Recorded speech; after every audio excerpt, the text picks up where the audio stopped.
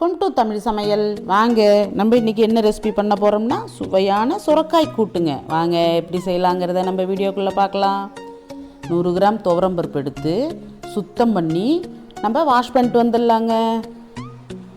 Wash பண்ண பிற்பாடு அதில் சுரக்காய் நம்ம நைஸாக அரிஞ்சு வச்சோம் இல்லைங்களா, சுரக்காய் 2 பழம் சின்னதாக இருந்தால், வெங்காயம் 1 போதுங்க, 3 பச்சை மிளகாங்க. இதை நம்ம இது கூட சேர்த்துக்கலாங்க. ஒரு 1/4 ஸ்பூன் மஞ்சத்தூள், 2 ஸ்பூன் குழம்பு தூளுங்க. இது கூட சேர்த்து ஒரு சின்ன துண்டு பெருங்காய கட்டி இதில் சேர்த்துக்கலாங்க. சேர்த்துக்கிட்டு நமக்கு எந்த அளவுக்கு கூட்டு தேவையோ அந்த அளவுக்கு நம்ம திட்டமாக தண்ணி சேர்த்துக்கலாங்க. தண்ணியை சேர்த்துட்டு நல்லா ஒரு கரண்டி போட்டு திட்டமான அளவு உப்பு போட்டுக்கலாங்க. நான் ஒரு 2 ஸ்பூன் சேர்த்துக்கிட்டேங்க. இப்போ எல்லாத்தையும் ஒன்றா சேர்கிற அளவுக்கு ஒரு மிக்ஸ் பண்ணி ஒரு கரண்டியால் கிண்டிக்கலாங்க. நல்லா ஒத்தாப்பில் கிண்டி விட்டு நம்ம குக்கரை மூடி ஒரு 3 விசில் போட்டுடலாங்க. பாருங்கள், நம்ம மிக்ஸ் பண்ணிட்டோம். இப்போ மூடிட்டு இப்போ நம்ம அடுப்பை ஆன் பண்ணிடலாங்க. பாருங்கள், 3 விசில் வந்துருச்சுங்க. ப்ரெஷர் அடங்கினதும் நம்ம திறந்து பார்க்கலாங்க.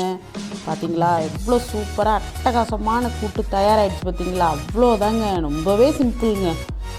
அவ்வளோதாங்க. இதை கிண்டிட்டு இதுக்கு ஒரு தாளிப்பு ஒன்று போட்டுடலாங்க. இப்போ வானல் வச்சிட்டோம். வானல் காய்ச்சதும் எண்ணெய் 2 ஸ்பூன் ஊற்றிக்கலாங்க. அதில் ஒரு வரமிளகாய், எண்ணெய் காய்ச்சிச்சுங்க, ஒரு வரமிளகாயை நம்ம கிள்ளி இது கூட சேர்த்துக்கலாம். இப்போ 1 ஸ்பூன் கடுகு உளுத்தம்பருப்புங்க. கடுகு நல்லா பொரிஞ்சு வரட்டுங்க.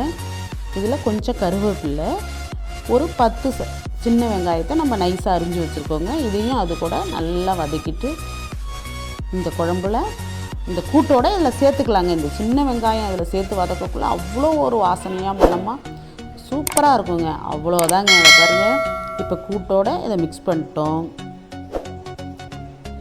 இப்போ இதில் ஒரு 2 ஸ்பூனுங்க தேங்காய் திருவல் சேர்த்துக்கணுங்க. அவ்வளோ அட்டகாசமாக அவ்வளோ ஒரு டேஸ்ட்டாக இருக்குங்க.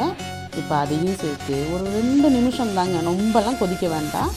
ஒரு 2லேருந்து ஒரு 3 நிமிஷம் கொதித்தா கூட்டு தயாராகிடுங்க. பாருங்கள், நல்லா கொதிச்சிருச்சு. இதில் கொஞ்சமாக சிறிதளவு மல்லித்தழை தூவி ஆஃப் பண்ணுற வேண்டியதாங்க. அவ்வளோதாங்க, ரொம்ப சிம்பிளுங்க. சுவையான சுரக்காய் கூட்டு தயார். இது போன்ற வீடியோக்களை நமது சேனலில் தொடர்ந்து பார்க்க லைக் பண்ணுங்கள், ஷேர் பண்ணுங்கள், மறந்துடாத சப்ஸ்கிரைப் பண்ணுங்கள்.